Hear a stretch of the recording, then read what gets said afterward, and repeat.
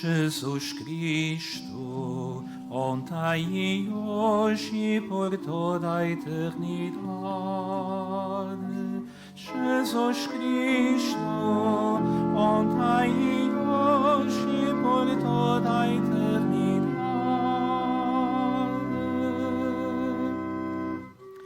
Ensinai-me, Senhor, o caminho dos vossos decretos, para ser fiel até ao fim. Dai-me entendimento para guardar a vossa lei e para a cumprir de todo o coração. Jesus Cristo, ontem e hoje e por toda a eternidade. Jesus Cristo, ontem e hoje e por toda a eternidade.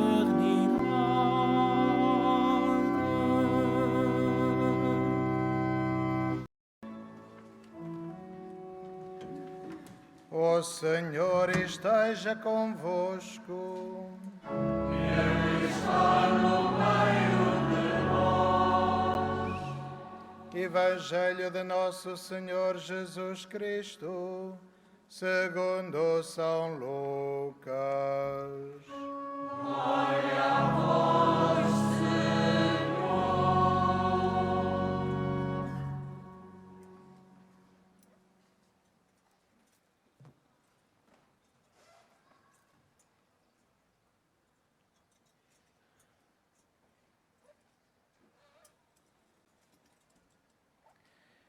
Naquele tempo, os discípulos de Emaús contaram o que tinha acontecido no caminho e como tinham reconhecido Jesus ao partir do pão.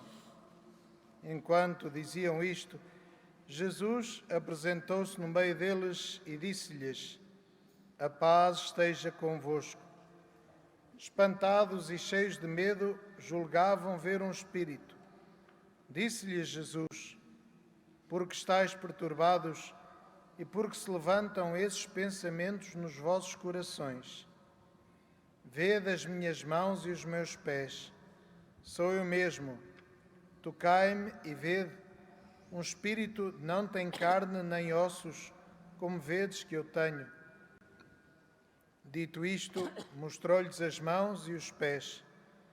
E como eles, na sua alegria e admiração, não queriam ainda acreditar, perguntou-lhes: Tendes aí alguma coisa para comer? Deram-lhe uma posta de peixe assado, que ele tomou e começou a comer diante deles.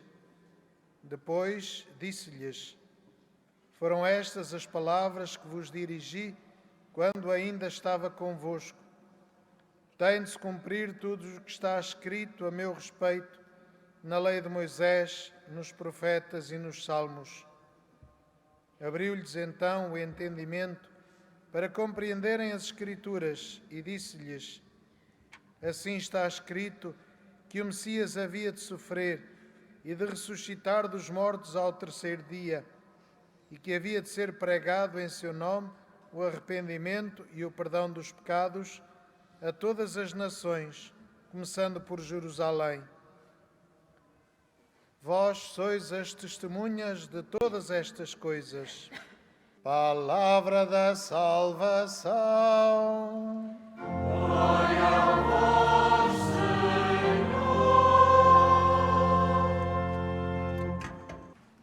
Caros peregrinos, aqui presentes no recinto de oração do Santuário de Fátima, ao que acompanhais esta transmissão, permitam-me que comece por saudar o Sr. Bispo que preside a esta celebração, mas que dirija também uma saudação particular aos amigos do Verbo Divino, hoje em peregrinação nacional, e à Sociedade de São Vicente de Paulo, também em peregrinação nacional.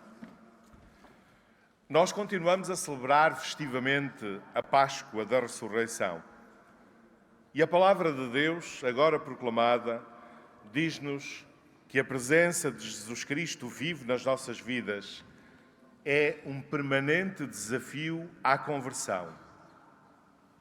e um desafio que era explicitamente referido nas leituras que acabámos de escutar.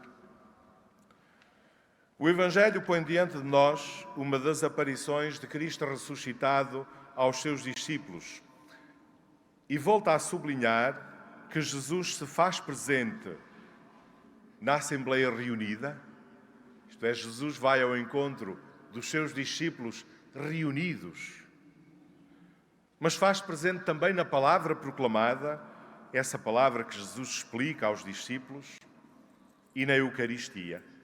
Aliás, é com a referência à experiência eucarística de Imaús que se inicia o texto evangélico agora proclamado.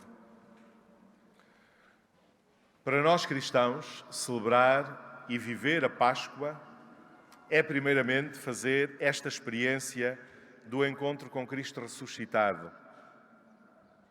Este Jesus Cristo vivo que se faz presente na vida de cada um de nós.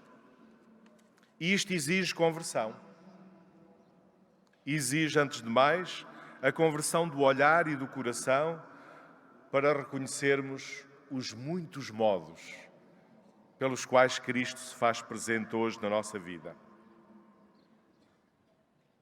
Este tempo exorta-nos a procurarmos o encontro com Cristo ressuscitado, conscientes de que é esse encontro que faz de nós cristãos.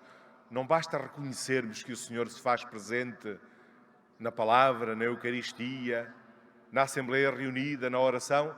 É preciso procurarmos ativamente esse encontro, querermos e desejarmos esse encontro. Mas este tempo convida-nos também a vivermos de acordo com os ensinamentos de Jesus e as suas palavras de vida. São João dizia-nos na segunda leitura: se eu não ouço as palavras de Cristo, sou mentiroso. Se digo que sou cristão e não sigo os ensinamentos e as palavras de Cristo, minto com a minha vida. Mas há um outro aspecto.